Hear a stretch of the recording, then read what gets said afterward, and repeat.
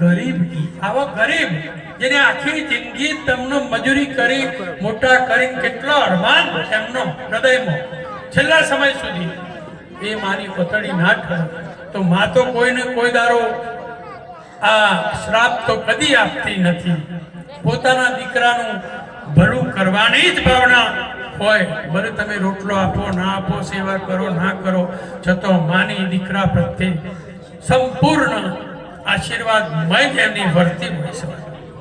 એટલે તમે જુઓ શ્રવણ એના ઘરવાળીને પોતાના સાસરીમાં જઈને કે લો આ તમારી છોકરી કે ચમ કે મારા બાપને કે કુવામાં નાખી, મારા મા બાપ મારે એવી તમારી કન્યા જોઈતી નથી. તો આવા વિચારો રાખજો ને તો આ વૃદ્ધાશ્રમની જરૂર નહીં પડે.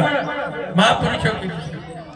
અને હોમા ઘેરથી તમે આવ્યા છો ગરબાર છોડીને, હું તો બહેનોને કહું છું, વહુવારો કે દીકરીઓ, વહુ તો કહેવાય જ નહીં, દીકરીઓને માતાઓને કહું છું, ભલે તમે હોમા ઘેર થયા હોય, કોકના ઘેર વહુ થયા, પણ આપણે પોતાની દીકરી છે, પોતાના મા બાપ કેટલા વાલા હોય છે. તો સાસુ સસરાને તમે મા બાપ મહાપુરુષો તો જરૂર તમારી સુખી થશે. તમે મા બાપ માનશો તો તમારા ઘેર તમારા મા બાપને તમારે સંભાળવા નહીં પડે. એ પેલી આવી સંભાળશે. કારણ તમારું એ વર્તમાન જોશે, એ કોક આધારો આવશે તો એ સંભાળશે ને સંભાળશે. કેવું તો મારે વધારે કેવું નથી. મા બાપનો પ્રસંગ છે એટલે કહી દઉં.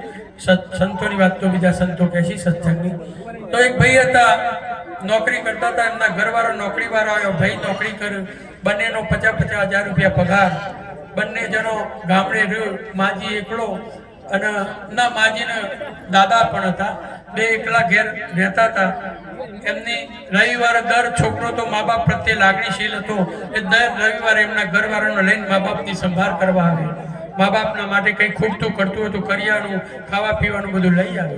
પછી આ બોન ભણેલી ગણેલી હતી, પણ આ ભૌતિક વિચારો પ્રબળ હતા એને. એટલે આ કે તમારે દર રવિવારે આ લફરું મટતું જ નહીં ઘેર જવાનું, અને કોઈ દારો ચોક બહાર જવું, હોટલમાં જમવું, આવું તો તમને માને શીખવાડી જ નથી. એટલે કે મારી માના રોટલા ખાધા છે, પછી હોટલનું ખાઈને મારે શું કરવું છે? પણ કે હું તો મોજ શોખમાં ફરેલી છું, તમે આવું બધું કરો છો, ના મેળાવે તારે ના જઈએ ના ચાલે કે ના. રવિવારે વાટ જોવું વરસાદની માફક એટલે જવું પડે. વધના ચોક જવું હોય તો તને હું લઈ જઈએ, બાકી મારા મા બાપના રવિવાર દર્શન કરો. પછી પેલી ભાઈ આડકત રીતે ઝઘડા કરે, કંકાસ 1000 પગાર તો હોત પડે. આખી આ ચર્ચા જાય તમારા ડોહીન ડોહ નરસિંહ શાનો મરહીન ઓમ ને તેમના આપણે મન શાંતિ થઈ જાય પેલી કઈ. એટલે પછી કઈ કરો આપણો પગાર છે, આ દર રવિવારે જવું ને આપવું ને એઓને ઘેર માજીને રોટલા કરવાનું બધું ધુવાળો ફૂંકો ના કરતા. આ વૃદ્ધાશ્રમ છે ફર્સ્ટ ક્લાસ, તે મૂકી આવીએ આપણે. અને પૈસા મારા પગારમાં નહીં આલી, હું આપણે જોઈતા વૃદ્ધાશ્રમ દાને કરી. ને પેલો કહેતા જોઈએ છે હમણાં હાલ ઉતાવળ નથી જી, મારા મમ્મી પપ્પા સક્ષમ છે, જાતે રોજી કરીશ અને હાલ નથી કર્યું. પણ પેલું કાયમ આ ચિત્ર કાયમ ચાર ઠેકોનો પતો વૃદ્ધાશ્રમમાં મેલી આવો, આમ કરો તેમ કરો. પેલો કહેતા ને હેડો કરીએ.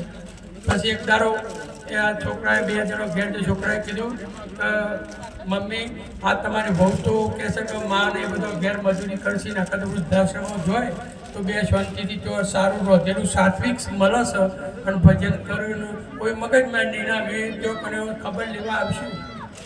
પછી મા બાપને ખબર પડી કે છોકરો તો ભાવ છે પણ બહુની મરજી ઓછી કે સારું બેટા એમ કરો તાર હેડો અમે તો ત્યાં શાંતિથી આમાં થાકુટ મટી પર ભરા રોટલા ખાવો અને ભગવાનનું ભજન કરીશું. એ હાર તૈયાર કરીને મુહૂર્ત કાઢ્યું. એક દારો નવો કપડો પહેરાયો. પેલા છોકરાએ તો પૂજન કર્યું અને બહુને તો કાસર કાઢવું જ હતું. અને મારુતિમાં બેહાડ્યો અને પછી મારી બાજુથી નીકળ્યો ને રસ્તામાં આ બહુનું પિયોર આવી. એ પેલો કહેતા હેડો તાર મમ્મી પપ્પાને મળતા આયા. અને વિજયદાસ બાપુ બેઠા. પેલા કે ચમ ચો કર્યો આ ચોલ્લા બોલ્લા કર્યા સુધી ચો હેડ્યો છે.